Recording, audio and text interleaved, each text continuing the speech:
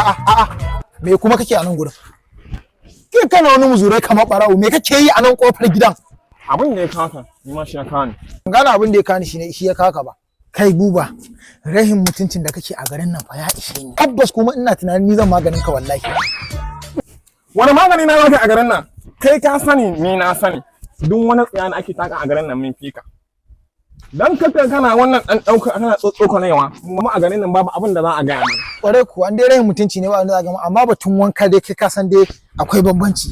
Kuma billahi azim rashin mutunci shi yansa ake da kai a kasuwa. Zan iya zuwa in siyo na yi min kanaka. Saboda ka tabbata ka ba kofar gidan nan kafin fito. Dan yau ya kabata fa duk ka addabi gari. Ka tabbata ka ba kofar gidan nan kafin na fito billahi azim. To a zo a janye ni mana in za a iya. A wazo a janye ka? Ka jira ni to ina zuwa. To mai lesi. Daga sai fa fa. Ko sai iya janye ni. Wanka ya ba kai kaure ka da bencin nan game tsaya ma.